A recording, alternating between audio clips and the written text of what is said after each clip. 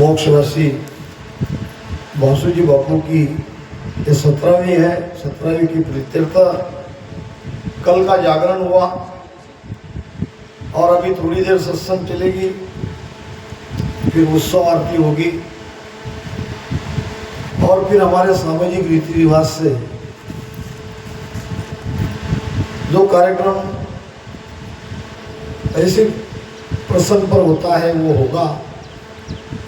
तो हमको जल्द से जल्द उत्सव आरती करके आगे के कार्यक्रम में सम्मिलित होना है।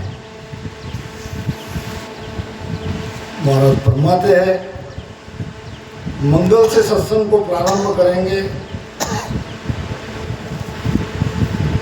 आन धर्म दीन चार उपद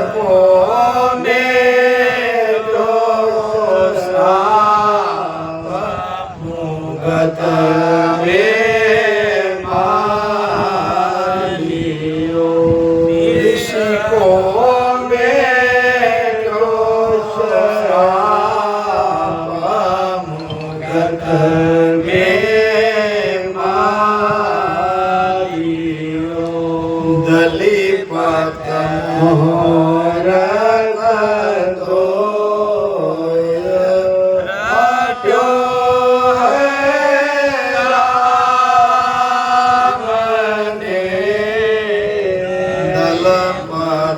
मोहरत दो रटो है राम ने गयो है जलम सीधायो धाम ने गयो है जलम सीधायो धाम ने अजा मेरा अंत काल के जमदूता मारियो अजा मेरा अंत काल के जमदूता मारियो ये सुख देवा हरि नाम लेत समतारियो ये सुख देवा हरि नाम लेत समतारियो।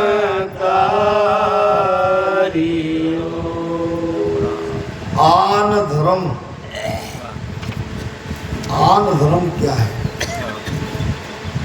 और सत्य धर्म क्या है? आन नाम अन्य और सत्य नाम सत परमात्मा से मिलना। संसार के अंदर भक्ति कई प्रकार की है। महाराज फरमाते हैं कि एक सत्य धर्म को छोड़ के अन्य भक्ति धारण करोगे तो उसका फल मिलेगा। निष्फल भक्ति महाराज ने कही नहीं, मगर 4 दिन तक उन भक्ति का फल 4 दिन तक मिलेगा। इन अन्य भक्ति से जीव का आना जाना नहीं मिलता। आन धर्म दिन 4 उपज खप 7 है। 4 दिन का सुख मिलेगा।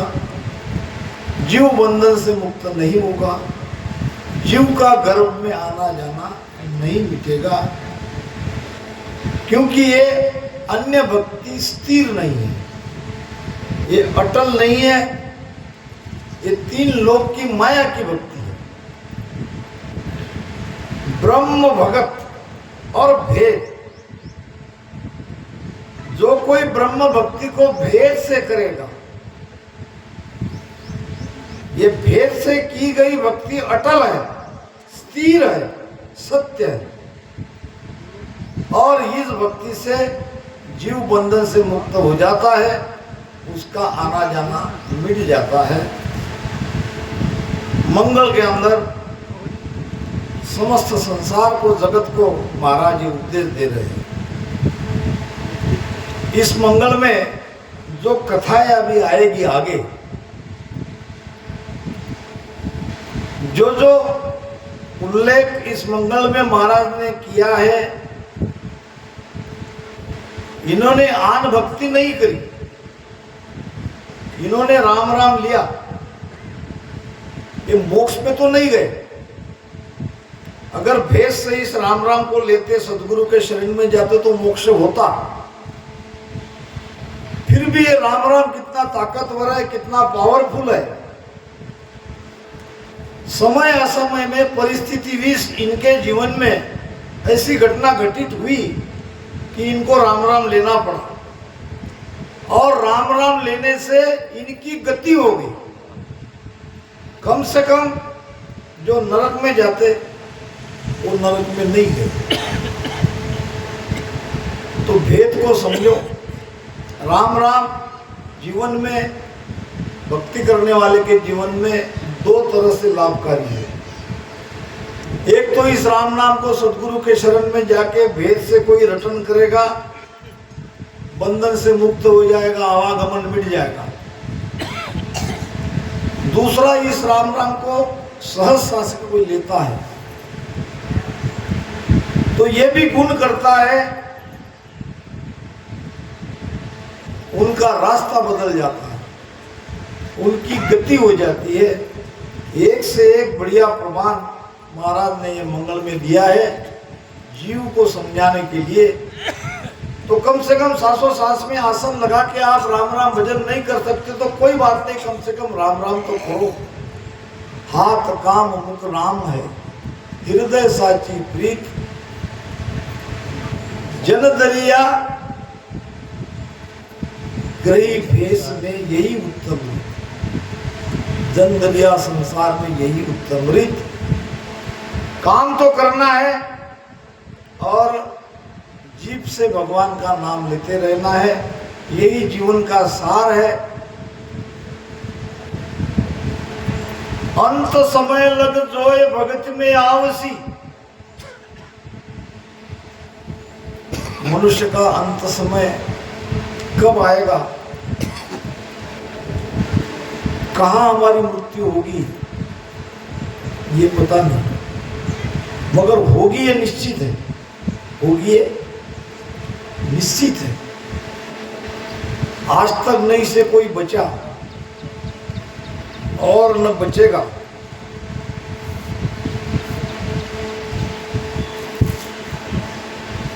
महाभारत में राजा जन्मेजय थे। राजा जन्मेजय किसके पुत्र थे? राजा परीक्षित के। राजा परीक्षित के पुत्र थे राजा जन्मेजय। परीक्षित राजा कलियुग के पहले राजा थे। द्वापर युग खत्म हो गया,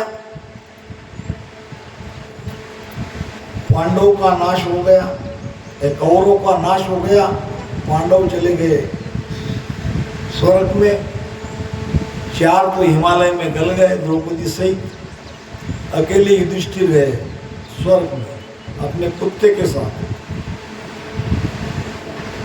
और यहाँ जब राजा परीक्षित को सर्प ने काटा और उसकी मृत्यु हो गई तो उसके पुत्र राजा जन्मेजय ने सर्प यज्ञ किया। सर्प यज्ञ समझते हो क्या? जिसको जो भी सर्प छोटा हो बड़ा हो, विषारी हो बिन विषारी हो, सर्प को पकड़ पकड़ के लाना है और वो यज्ञ में डालना है, उसकी आहुति देना है। क्योंकि अपने पिता के प्रति जो उनका भाव था उन्होंने इस तरह से सर्प यज्ञ करके दर्शाया। उसके पिता को सर्प ने काटा था, उसकी मृत्यु हो गई। तो एक दिन ये राजा जन्मेजय व्यास जी को एक प्रश्न पूछने लगे। प्रश्न ये था कि तुम्हारे जैसे महान ज्ञानी विद्वान रहते हुए ये महाभारत का युद्ध क्यों और कैसे हुआ? आप चाहे तो इस संग्राम को टाल सकते थे। अपरिमित हानि हुई है और हमारा कुल का सारा नाश हो गया, बहुत ही कम लोग बचे।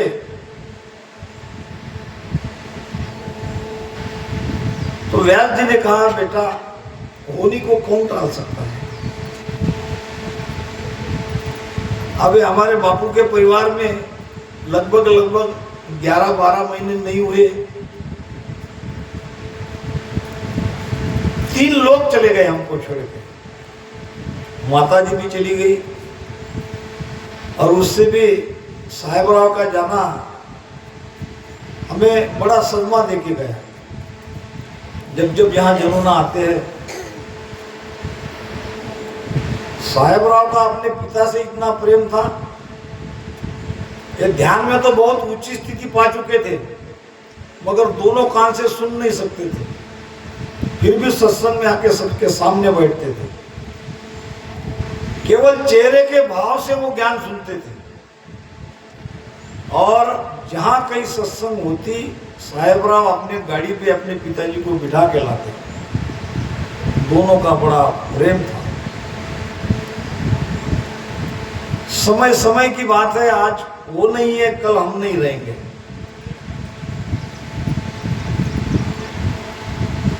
तो कहा कि आपके जैसे भीष्म पितामह जैसे कृपाचार्य जैसे एक से एक महाविद्वान रहते हुए भी आपने भाई भाई का युद्ध रुकवाया नहीं, आप तो टाल सकते थे। तो व्यास जी ने कहा बेटा होनी नहीं टली जाती, होनी अटल है। कबीर साहब कहते हैं होनी होए सो होए, जो बात होना है जब जब होना है वो होकर रहती है, लाए लाख उपाय करके देख लो। महाराज कहते हैं होने की बात अहो न होगी, लाख उपाय करो न आई। नहीं, मैं तो नहीं मानता। आप चाहे तो युद्ध को टाल सकते थे। राजा जन्मेजय कहने लगे ये बात मैं नहीं मानता। ठीक है बेटा, नहीं मानते तो नहीं मानते। अब मैं तुम्हें तुम्हारे बारे में कहता हूं, तुम्हारा सारा भविष्य मैं आपको बता देता हूं।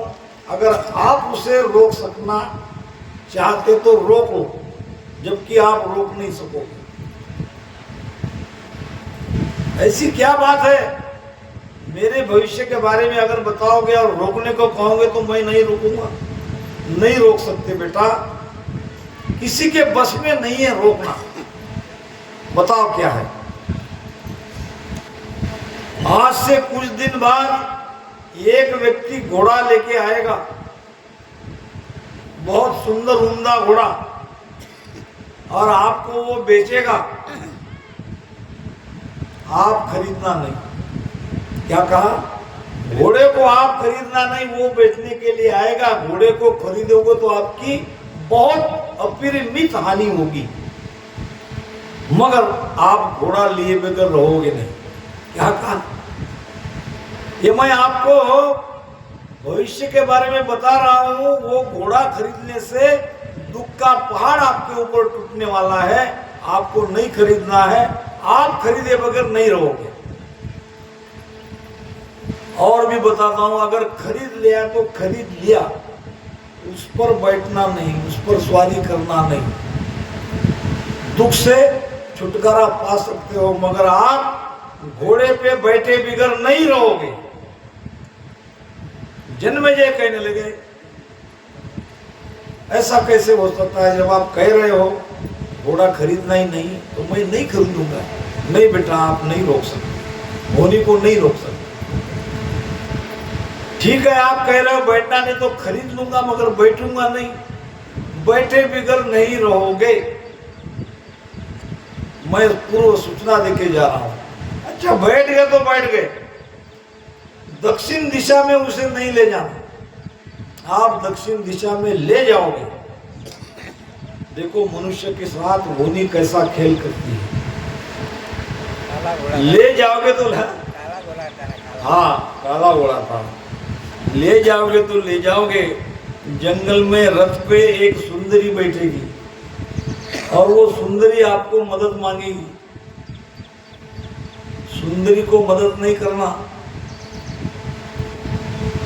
अगर मान लियो कि स्त्री है, अबला है, अकेली है, जंगल में है, दया आ गई, जो कि आएगी, उसको अपने घोड़े पर नहीं बिठाना। बिठा भी लोगे तो उससे शादी नहीं करना। कितनी बातें कही है। शादी किया तो क्या, उसको पटरानी नहीं बनाना। फिर भी आप दुख को टाल सकते हो। पटरानी बना लिया तो उसकी बात नहीं मानना, उसकी आज्ञा में नहीं रहना। अगर इतना कर सकते हो तो आने वाले दुख से तुम बच सकते हो। मगर मैं गारंटी लेता हूं इसमें से एक ही बात तुम टाल नहीं सकते, क्योंकि ये होनहार है, ये होने वाला है। और वेद व्यास जी भूत भविष्य वर्तमान 3 काल की बात जानते थे। अब हम आगे क्या होने वाला है ये नहीं जानते, मगर वैसे विद्वान जान सकते थे। उन्होंने बता दिया भविष्य के गर्भ में क्या है। जन्मेजय विचार करने लगे, इतनी सारी बात होने के बाद भी मैं कैसे मेरे ऊपर ये संकट ला सकता हूँ? क्या सचमुच ऐसा तो नहीं हुआ होगा मेरे पूर्वजों के साथ कि ये महाभारत होना ही है, कौरव पांडवों में युद्ध होना ही है और उनका सर्वनाश होना ही है, इसीलिए ये बड़े बड़े विद्वान इस युद्ध को टाल नहीं सके? कहीं मैं गलती तो नहीं कर रहा हूँ? अपने पूर्वजों पे शक करके सोच विचार करके वापस आया। कुछ दिन के बाद सचमुच एक काला घोड़ा लेके एक व्यक्ति आया। घोड़ा देखते ही नजर हटती नहीं थी, इतना उम्दा सुंदर घोड़ा। और राजा को घोड़ा खरीदने का मोह बढ़ने लगा। देखते ही कोई वस्तु जब पसंद आ जाती है तो उसकी कीमत नहीं पूछते, पसंद को कीमत नहीं है। ले लिया, आगे की बात ध्यान में रखूंगा, इस पे नहीं बैठूंगा, नहीं दक्षिण दिशा में ले जाऊंगा और न उस स्त्री को घोड़े पे बिठाऊंगा और न शादी करूंगा। इनमें से एक बात की तो क्या हुआ? अब घोड़ा तो खरीद लिया, मगर घोड़े को घुमाना पड़ता है रोज। बैलों के जैसे आप घोड़े को बांध नहीं सकते, जितना बांधोगे उतनी कठिनाई होगी, उसको भगाना पड़ता है। अब ये घोड़े पे कोई बैठ ही नहीं पा रहा था, घोड़ा किसी को बैठने ही नहीं दे रहा था, भगाने की तो बात दूर। घोड़ भाग वाले आए, सेवक कहने लगे महाराज घोड़ा किसी को बैठने नहीं दे रहा है। राजा जन्मेजय अटल घोड़ेसवार थे, कई घोड़ों को उन्होंने काबू में किया था। ऐसा घोड़ा नहीं बैठने तो चलो मैं देखता हूं। दूसरी बात भूल गया, देखो काल कैसे हमको बुलाता है। और आवेश में आके घोड़े को बैठ गया और जो उसके ऊपर बैठ के 2-3 हंटर लगे के भगाया भगाया भगाया, कब दक्षिण दिशा में चला गया ये पता ही नहीं चला। 3 बातें तो हो चुकी थी, सत्य जो कहा गया वो घटना घटित हो चुकी थी। जब वो सुंदरी जंगल में मिली तब होश में आया, मैंने ये क्या कर दिया।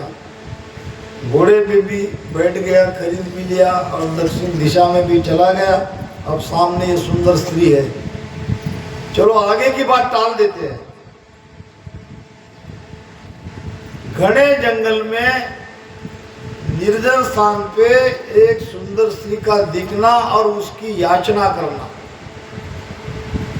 अरे तो राजा थे, राजा का धर्म है प्रजा की रक्षा करना। वो कहने लगी महाराज मैं अकेली इस निर्जन स्थान पर जंगल में कहीं भटक गई, मुझे आप नगर में ले जाओ। आप राजा हो, आपका काम है प्रजा पर दया करना। अब राजा का धर्म वहां अड़ा आया,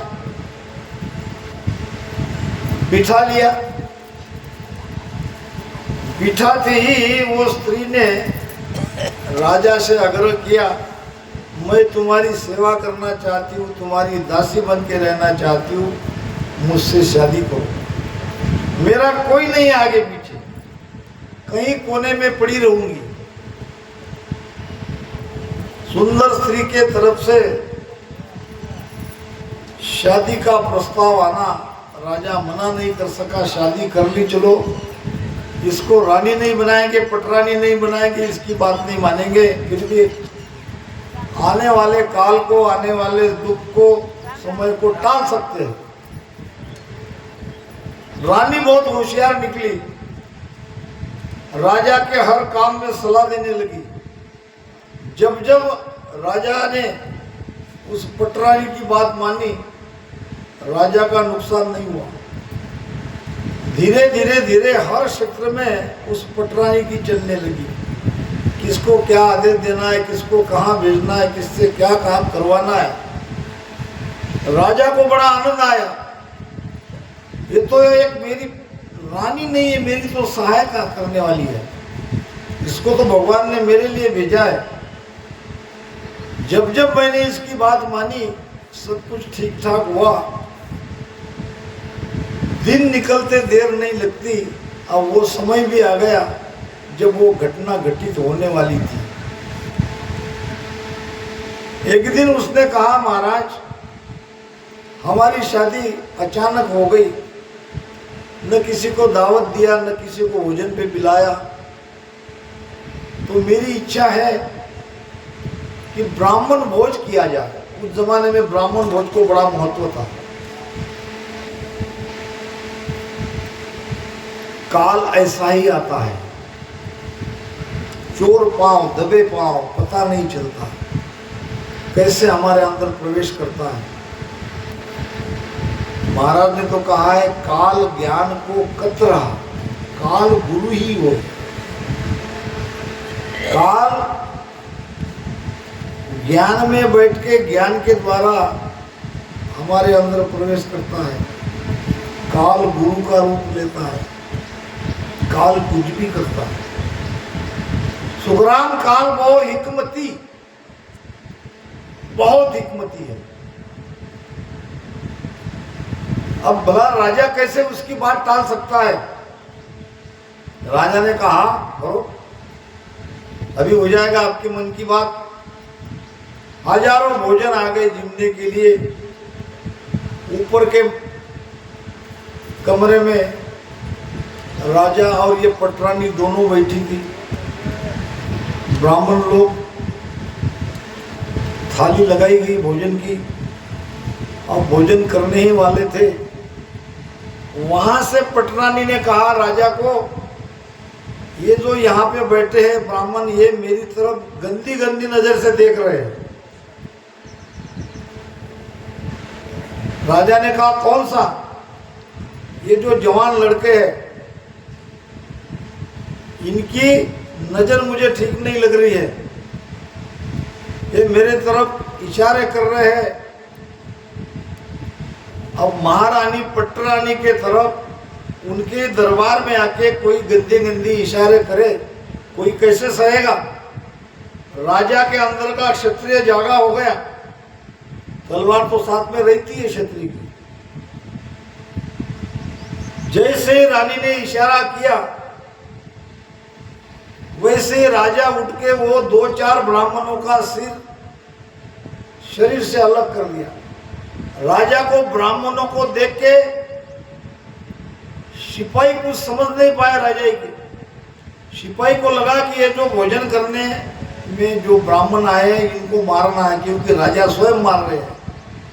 सभी सिपाही अपनी अपनी तलवार लेके सारे ब्राह्मणों को काटा। हजारों ब्राह्मणों की हत्या हुई। हजारों ब्राह्मणों का पाप राजा के सिर पे लगा। और जब सब कुछ शांत हो गया, तब सावध हुए। पट्टरानी हंसने लगी, और एक हंसने में एक अलग भाव था। हंसते हंसते कहने लगी, मैं यही चाहती थी आपके हाथ से ब्राह्मणों की हत्या हो। याद करो राजन, वो घोड़ा अगर नहीं खरीदते तो ये हत्या से बच सकते थे। मैं होनी हूं, जो घटना मुझे घटाना है वो मैं घटा चुकी हूं। अब मैं चली, अब तुम देखो तुम्हारा पाप देखो। गुप्त हो गई, जैसे प्रकट हुई वैसे वो गुप्त हुई, क्योंकि वो तो होनी थी। अब तुरंत राजा जन्मेजय बैठ गए कुर्सी पे, सोचने लगे अब क्या करूं। उस जमाने में पाप से लोग बहुत डरते थे। अब कलयुग में कोई पाप से डरता नहीं, वो बात अलग है। और कोई गलती से पाप हो जाए तो उसका प्रायश्चित करते थे। द्वापर युग में भी